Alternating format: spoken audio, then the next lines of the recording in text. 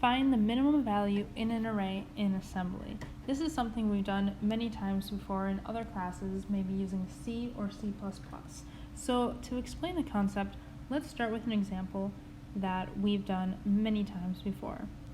So typically, we take this first element in the array and we set it to be our minimum value, whether it is or not. So let's call that J. And if you remember, there are usually two for loops when we are finding our minimum or maximum values. So next, we need to traverse the array until there are no more elements in it. To do that, let's use a counter called I. So we increment this I, let's say up here, and we compare the next value, 1, with the previous one, 5. And if 1 is smaller than 5, which it is, we say, okay, this is the minimum value, and this is equal to J. We do the same thing in assembly. Let's take a look at the first instruction. Right here, we're going to move the value at R5, post increment, and into R10. And this is because our n here is always equal to the length of the array. And so we set our R5 to be the length, and we're putting this in 10 also. And so R10 is going to serve as our counter. Down here, we're decrementing R10 until it goes to 0. And so this is essentially one of our for loops. On the third instruction, we take the value at the address of R5, post increment it. Okay, so we incremented once from here, and we are moving it into R6. And so right now, R5 is here. We are placing R6 into here. So this is going to be our first minimum value. So essentially, J is equal to R6, and R10 is equal to I, because we're going to keep our for loop running until we run out of values, until we traverse the entire array. And our J here, our R6, this is going to be holding the entire time our minimum value. So right now, we have R6 here,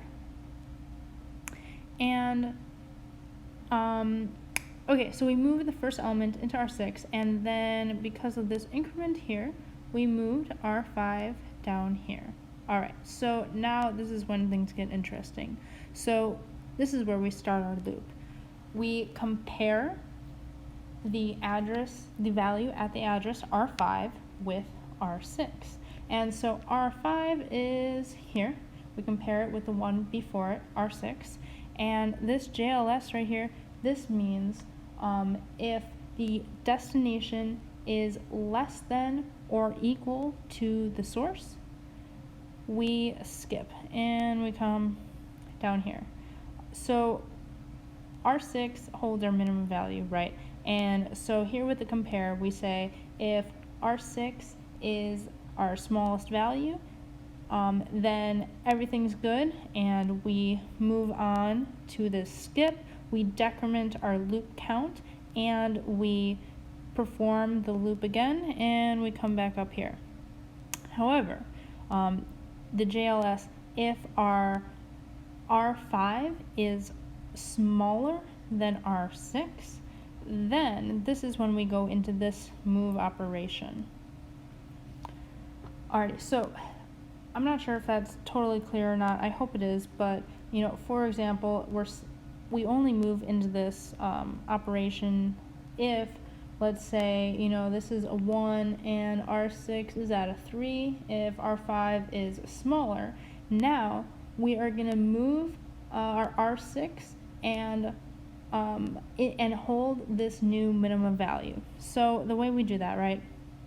R5 is in this minimum value, and we move it into R6. However, if you remember up here, this operation, we incremented R5 as soon as we did this command instruction here. So R5 is already down here. And so this offset right here, we have to decrease R5 by 2 because we're moving with words.